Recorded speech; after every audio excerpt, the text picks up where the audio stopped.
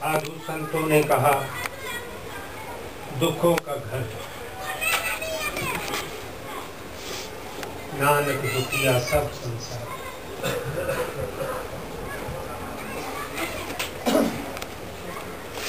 सुख आता है थोड़ी देर के लिए, दुख उसके लिए जगह छोड़ देता है,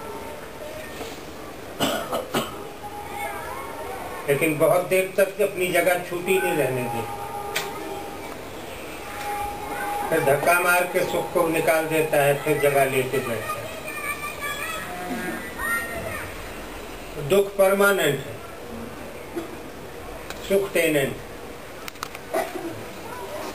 जितनी देर परमानेंट को नहीं चुभता उतनी देर बैठा रहने देता है।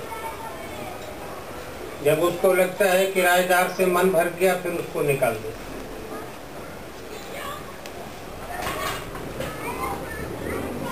परमानेंट दुख को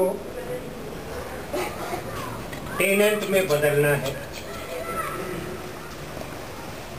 ये सबसे कठिन और सबसे बड़ा काम है।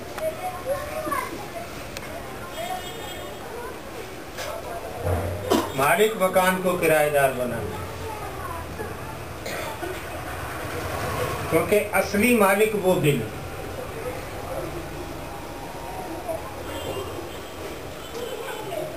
सब कहते हैं मेरा घर है, तुम्हारे पिताजी भी यही कहते थे मेरा घर है, उनके पिताजी भी यही कहते थे मेरा घर है, उनके पिताजी भी यही कहते थे और ठीक कहते थे, कागजों में भी उनके नाम था। लेकिन जब उनका था तो गए कहाँ? दादाजी, परदादाजी, पिताजी कहाँ चले गए? अपना घर छोड़ के कहाँ चले गए? तुम्हारी संतान भी यही कहे मेरा घर है, लेकिन वास्तविकता तो ये नहीं है, सच्चाई तो ये नहीं। सच्चाई तो ये है कि सराय फानी है और उसमें हम सब मुसाफिर ठहरे हुए हैं। भ्रम पाल रहे हैं हमारा है। तो संसार में दुख ही दुख जो परमानेंट। लेकिन गुरु नानक ने बहुत स्पष्ट कर दी, नानक दुखिया सब संसार, सो सुखिया जिस नाम आधार। जिसने नाम को आधार बना लिया वो सुखी ही सुखी है, उसके पास दुख नहीं। ये बात कहने में जितनी सरल सी दिख रही है उतनी सरल है नहीं, क्योंकि नाम को आधार बना लेना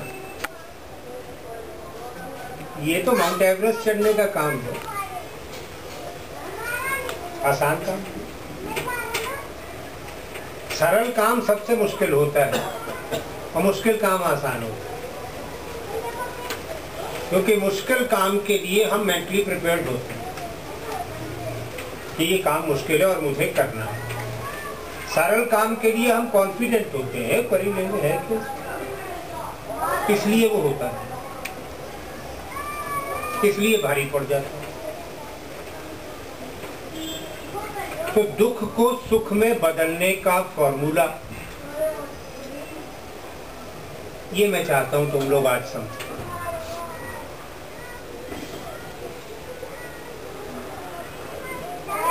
उदाहरण तुम्हारे सामने मीराबाई की, 2 महीने की थी,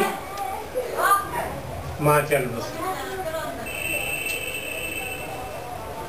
पिता साल में 11 महीने युद्धों में घर पे ही नहीं होते।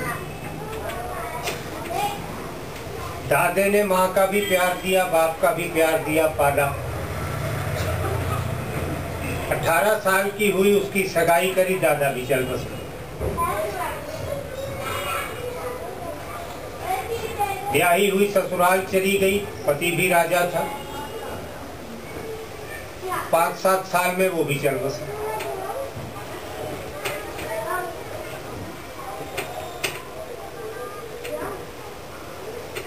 लौटकर अपने पिता के घर गई। 2 महीने में पिताजी चल बसे। दुखों का पहाड़ टूटता चला। कोई साधारण नारी होती आत्महत्या कर लेती या रो रो के पागल हो जाती। उसने इन सारे दुखों को सुख में बदल दिया। भगवान से प्रेम करने लगी। 2-1.5 महीने की थी। कोई साधु घर पे आया भिक्षा मांगने। उसने कृष्ण की मूर्ति बाजू पे उठा रखी थी, वो दिखा के भिक्षा मांगता था। 1.5 महीने की बच्ची पीछे पड़ गई कि मुझे ये चाहिए। अब बाप राजा था, उसने कहा क्या जितनी मर्जी ले लो, ऐसी मैं मंगा के उन्हें यही चाहिए। तो साधु भी अब मूर्ति न दे, क्योंकि साधु की तो रोटी उसी मूर्ति से चल रही थी, मूर्ति के नाम पर ही दान मिला। जब देखा बहुत रो रही है बच्ची, तो पिता ने कहा साधु से दे दे भाई, तू ऐसी और ले लेना, इससे 10 गुना पैसे ले। तो साधु ने मूर्ति दे दी। वो मूर्ति मीरा ने रख ली।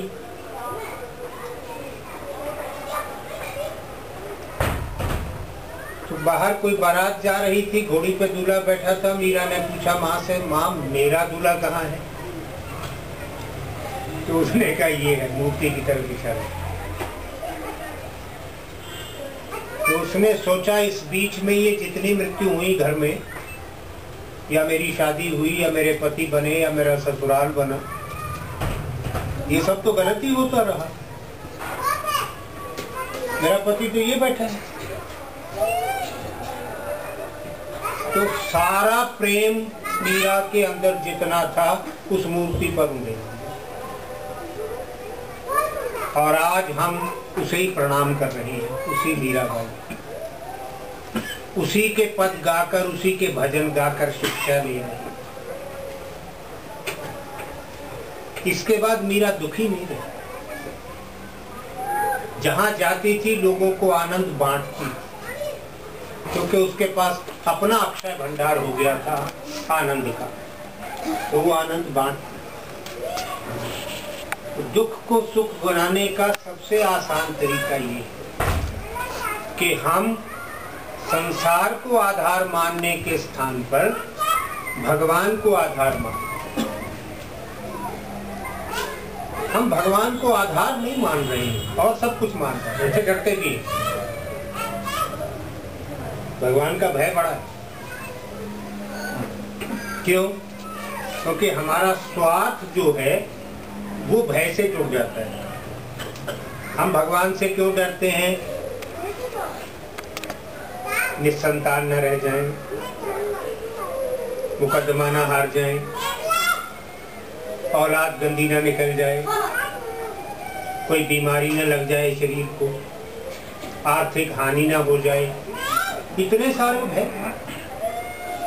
और हमें ये पता है कि उसकी मर्जी के बिना भय कोई नुकसान नहीं होगा, तो इसलिए डरते हैं उससे। और डरते हैं तो फिर जो हमें आता है वही तरीका हम जानते हैं कि राजा नाराज हो तो उसका गुणगान करो। तो हम उसका गुणगान कर रहे हैं भगवान का कि तू दयालु है, कृपालु है, तेरे जैसा कोई नहीं है। मस्का मार रहे हैं, मक्खन लगा रहे हैं, क्योंकि डर रहे हैं।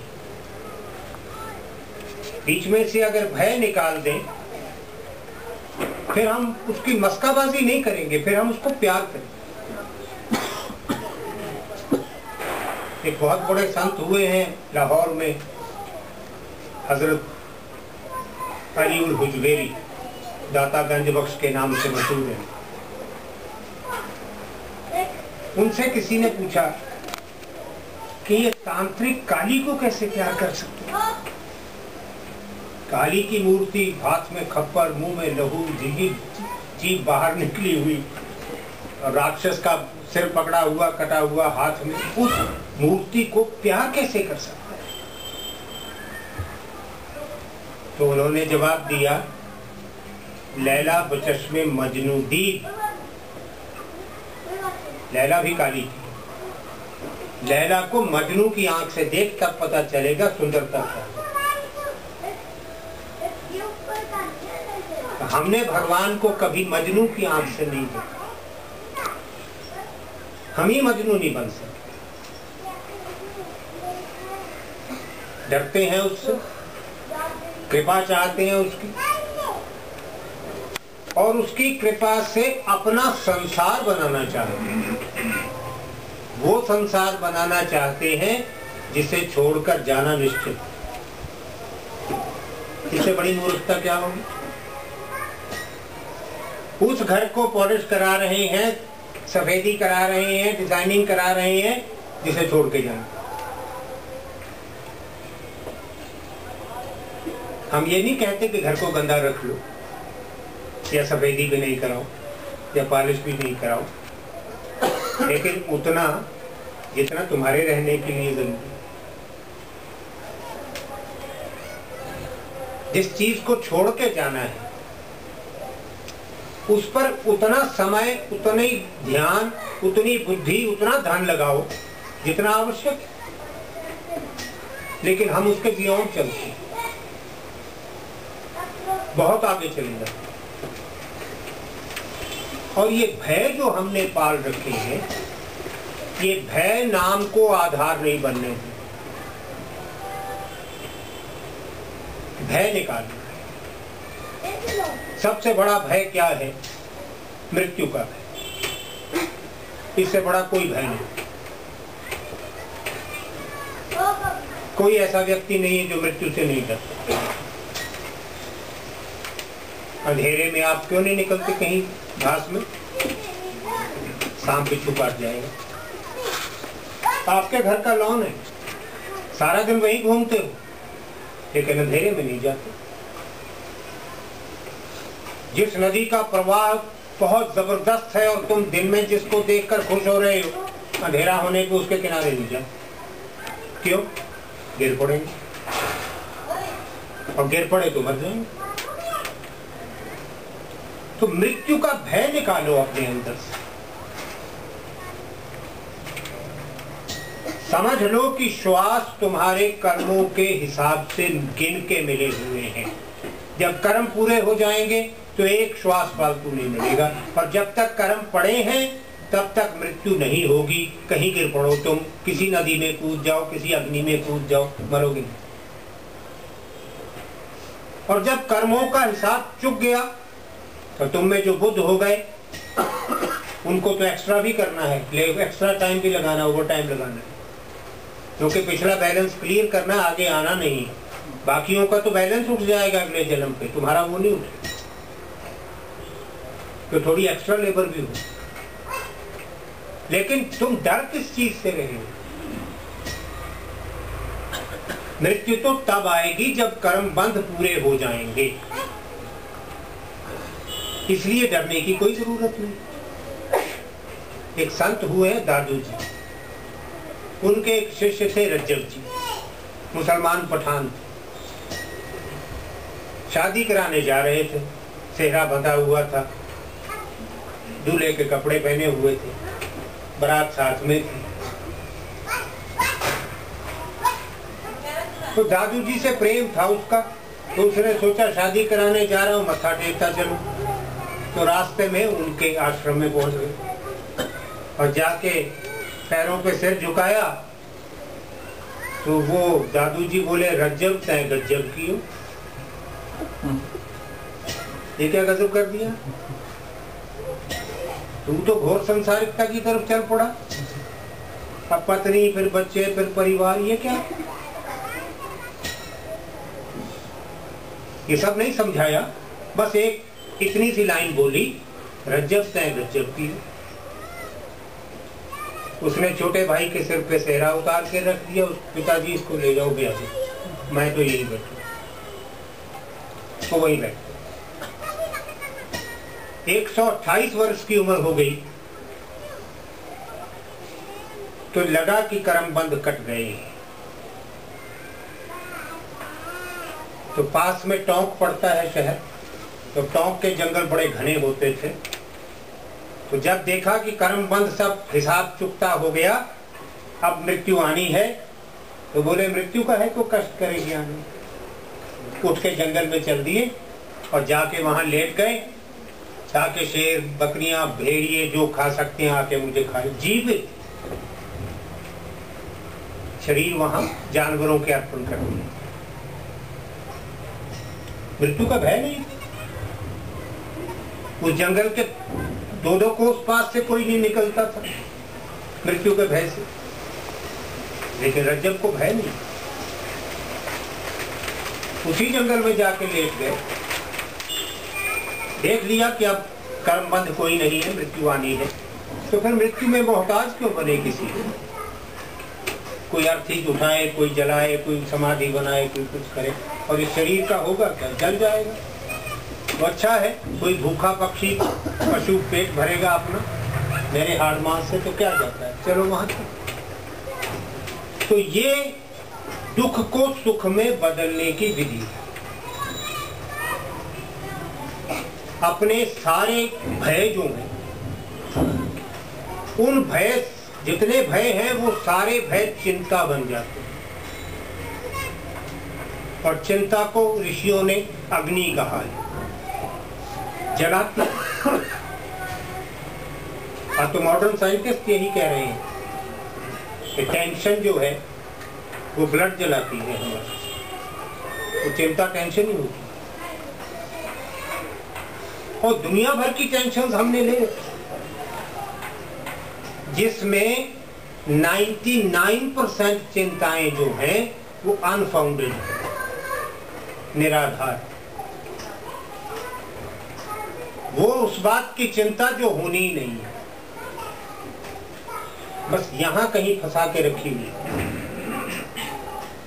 अगर ऐसा हो गया तो, जब होगा तब देख लेंगे, ना हुआ तो मान के यही चलो कि नहीं होगा, हो जाएगा तो अच्छा लगेगा। अगर यही मान के बैठे हैं कि निश्चित होगा या हम कर लेंगे, फिर नहीं होगा, तो फिर तो निराशा होनी ही होनी है। तो अगर मान के ये चल, तुमने पढ़ा होगा, मैंने लिखा है, 2 मित्र थे, एक ने दूसरे से आशा कर ली कि मुझे अगर कहीं धन की जरूरत पड़ी तो ये आदमी मुझे 10,000 कम से कम दे ही देगा। उससे नहीं पूछा कि तू देगा कि नहीं देगा, अपने से ही हिसाब लगा लिया। और एक दूसरा मित्र था, उसके बारे में सोचा कि ये गरीब सा आदमी है बेचारा, 10-20 रुपए चाहे दे दे, इससे ऊपर। और आर्थिक संकट आ गया तो पहले मित्र के पास गए। उसने कहा भैया मैं 1,000 दे सकता हूँ, इसके ऊपर मेरी गुंजाइश हिम्मत। तो क्रोध से भर गए। ये नहीं सोचा कि हो सकता है बेचारे के पास 800 ही हो, 200 कहीं से मांग के मुझे दे रहा हो। एकदम वो नजर से गिर गया कि ऐसा नीच आदमी, 10,000 मैं सोच रहा था, एक दे रहा। और दूसरा जिससे 10-20 रुपए सोचे थे, उसने 1,000 पकड़ा दिया कि ये पकड़। तो वो कमाल का आदमी हो गया। ये देखा, ये होती है दोस्ती। 200 मांगा था, 1,000 दे। ये सारा खेल तुमने खेला है, वो दोनों इसमें शामिल नहीं। इसी तरह भगवान के साथ खेल हम खेलते हैं, वो शामिल नहीं है, हम खेल खेलते। हे प्रभु ऐसा कर दे, मैं 5.25 रुपए का प्रसाद चढ़ा। क्या खेल खेल, उसने क्या लेना है तुम्हारे प्रसाद? और वो सृष्टि चलाने वाला है, उसने प्रसाद चढ़ाना होता तो सारी उम्र तुमसे प्रसाद ही चढ़वा लेगा, तो मना कर सकते। वो समर्थ शक्तिमान जिसने हमें सबको बनाया, सारी सृष्टि बनाई, जब चाहे सृष्टि को वापस खींच ले। उसको हम सौदा कर रहे हैं अपनी मूर्खता से, उसकी वैल्यू लगा रहे हैं 5.25 रुपये। क्या खेल खेल। और जब हम खुद ही धोखा दे रहे हैं अपने आप को, तो फिर कोई और हमें क्या धोखा देगा? वो तो बाद में आएगा कोई को, पहले हम ही बैठे अपने आप को धोखा देंगे। उस धोखे में कई चीजें आती हैं। ओशो रजनीश से किसी ने कहा कि तुम साधु वस्त्र क्यों नहीं पहनते? वो सफेद पहनने लगा था, बाद में पहले गेरुए पहने। साधु वस्त्र क्यों नहीं पहनते? तो उसने कहा तुम बुद्ध हो गए, तुमने अभी तक साधु वस्त्र क्यों नहीं पहने? उसने कहा हमें तो आपने मना किया। कहने लगा मुझे मेरे भगवान ने मना किया। क्यों चाहते हो कि मैं तुम्हें कुछ और तरह से दिखूं? मैं जो हूं, जैसा हूं, और तरह से क्यों दिखूं? और तरह से दिखने का अर्थ है मैं तुम्हें धोखा दूं। किस लिए? किस लिए? तो हमने अपनी आशाएं, अपनी इच्छाएं, अपनी आकांक्षाएं, अपनी अपेक्षाएं ऐसी बना के रखी हुई हैं जो भ्रम पैदा करती है। जितना अधिक भ्रम से निकलोगे उतना भगवान की ओर बढ़ते जाए। और भगवान से प्रेम करो, क्योंकि बिना प्रेम के प्राप्ति नहीं। और प्रेम उसने हर प्राणी की घुट्टी में डाल रखा है।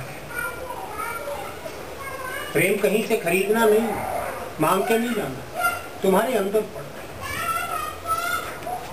किसी माँ को भगवान कोई नहीं सिखाता कि तुम्हारे बच्चे ने रात को पेशाब कर दिया तो उसको सूखे करके तुम गीले पे हो, लेकिन हर माँ यही करती है। क्यों? अंदर का प्रेम करा रहा है, अंदर का प्रेम।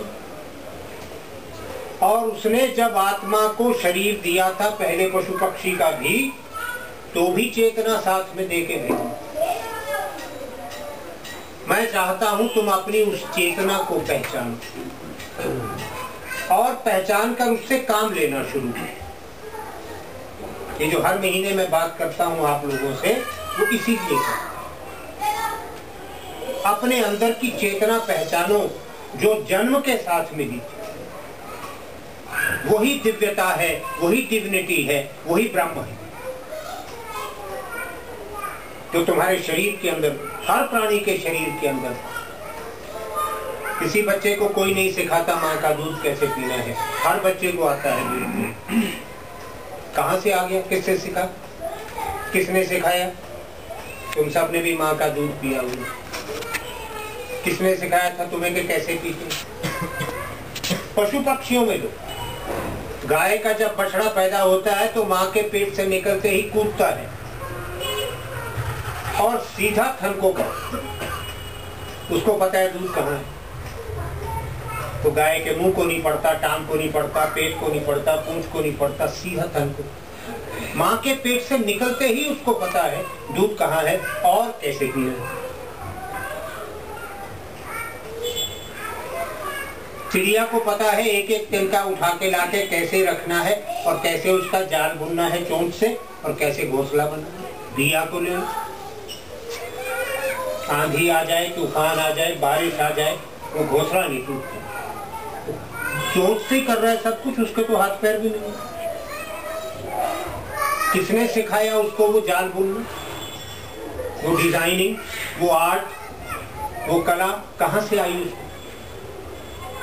वो अंदर जो चेतना ईश्वर ने जन्म के साथ की, प्राणी में, मनुष्य की बात नहीं, किसी भी प्राणी में जो चेतना आत्मा के साथ आई थी वो दिव्यता है, वो डिविनिटी, वो दिव्यता अंदर पड़ी है, तुम्हारे अंदर पड़ी है।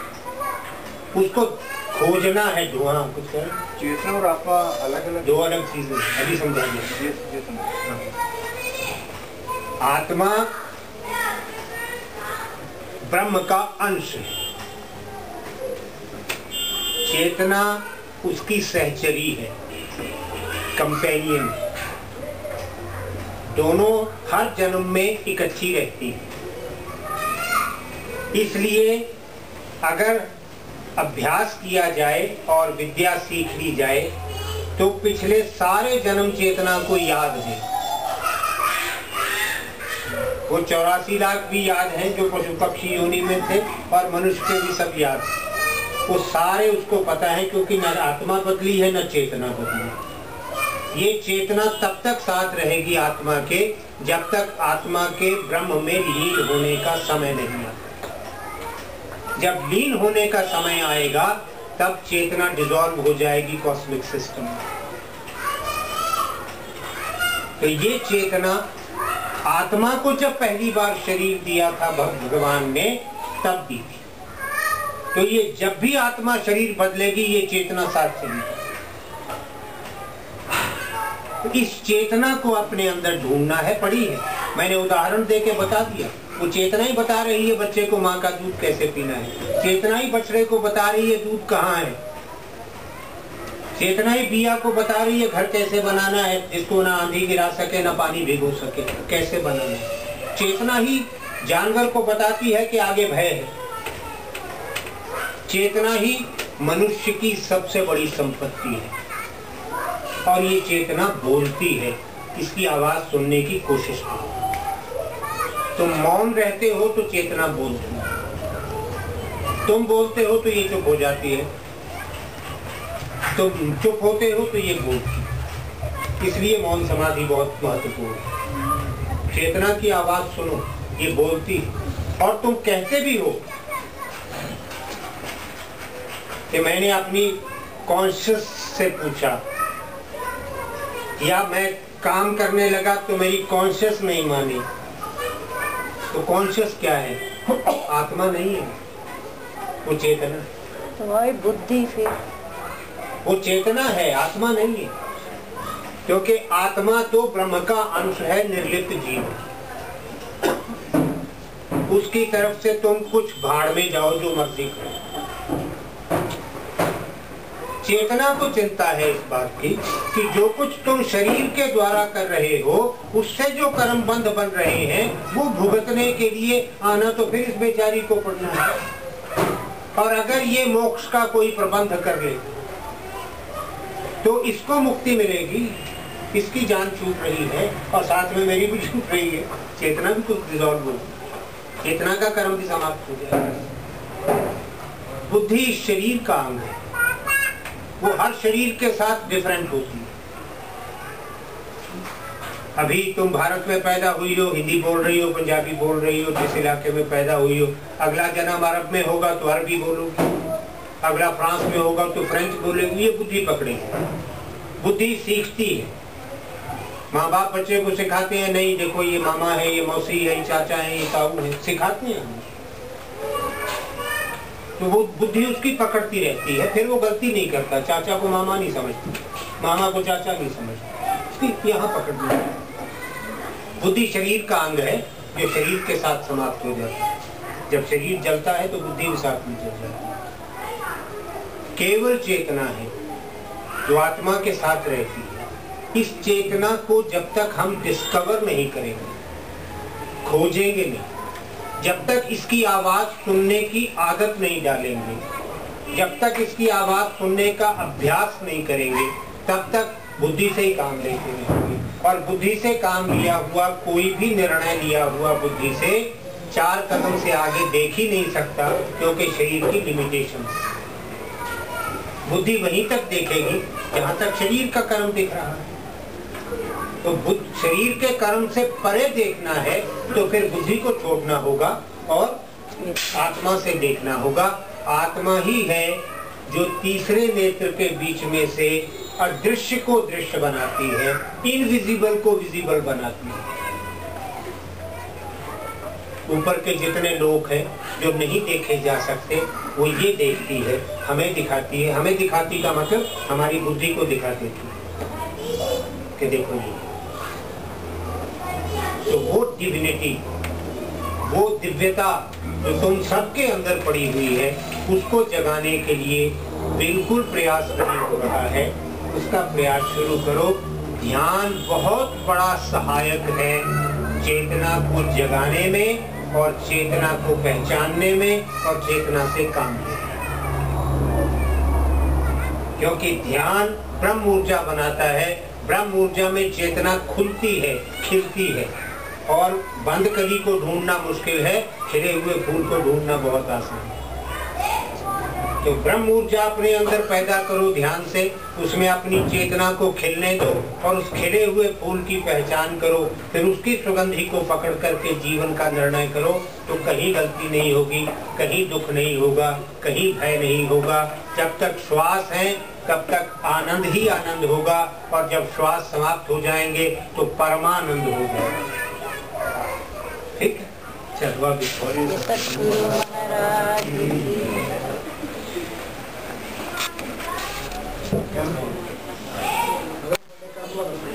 हाँ मैं कह रहा था शाम बता दे। चलो अगले संडे को इसी जगह फ्री मेडिकल कैंप है, जिसमें मरीजों की जांच भी फ्री होगी और उनको दवाइयाँ भी फ्री दी जाएंगी। और इस बार थोड़ी नई बात ये कर रहे हैं हम कि अगले 3-4 संडेज जो होंगे वो इन मरीजों के फॉलोअप भी हो। क्योंकि अब मान लो हमने किसी को दवाई दे दी जो बाजार से दवाई खरीदना अफोर्ड नहीं करता, तो अगले हफ्ते वो दवाई खत्म हो जाएगी तो फिर क्या करेगा? तो अगले हफ्ते फिर ले जाए, उससे अगले हफ्ते फिर ले जाए, तो 3-4 हफ्ते फॉलोअप भी होगा। लेकिन मेन कैंप जो है वो 19 तारीख को 10 बजे से 2 बजे दोपहर तक यही होगा। जिसको आना हो वेलकम, किसी मरीज को भेजना हो तो शौक से भेज सकते। तुम्हारे कोई मेड सर्वेंट, कोई घर का सर्वेंट, कोई आस पड़ास गरीब दुखी बेचारा कोई हो जो मेडिसिन अफोर्ड नहीं करता या ट्रीटमेंट अफोर्ड नहीं करता, उसको यहाँ भेजना। ठीक।